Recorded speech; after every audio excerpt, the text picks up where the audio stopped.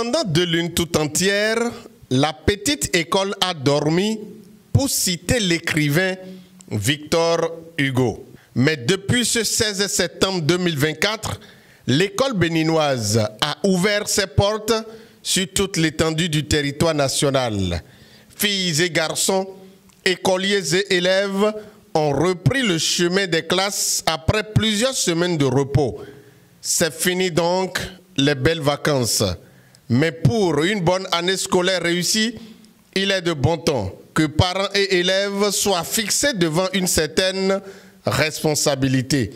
Quel est donc le rôle des parents pour garantir une bonne année scolaire aux enfants? À cette question, André Degbeigny, inspecteur retraité de l'enseignement du second degré, répond. La responsabilité des parents n'est pas seulement de pourvoir aux besoins en fourniture scolaire des enfants, de leur donner à manger, de les habiller en uniforme scolaire et tout, mais c'est d'abord de s'assurer que les élèves, les enfants ont un des objectifs clairs. Lorsque on a réussi à partager les objectifs et les attentes avec ses enfants, alors on doit courir pour aller lui donner les outils de travail. Ce sont les fournitures scolaires. Un parent qui n'est pas capable de fournir ces outils à ses enfants ne leur permettent pas d'atteindre les objectifs, ne leur permettent pas de travailler sur les attentes. Le troisième type de responsabilité des parents consiste à s'assurer de la bonne alimentation des enfants. Certains enfants font semblant d'avoir oublié leurs devoirs et fiches à l'école. Ou bien, ils prétendent qu'ils ont déjà terminé leurs devoirs à l'école, alors qu'en fait, ils les ont à peine commencés. Quelle doit être la réaction des parents face à ce comportement et aussi face aux leçons non sues inscrites dans leur cahier? Si cela arrive et que on le remarque pour une première ou une deuxième fois, ce n'est pas encore un scandale.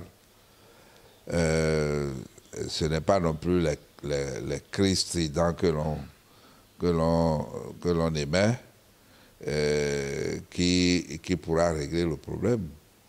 Mais c'est qu'il faut discuter avec cet élève-là pour lui montrer le bien fondé de ce qu'il n'a pas fait.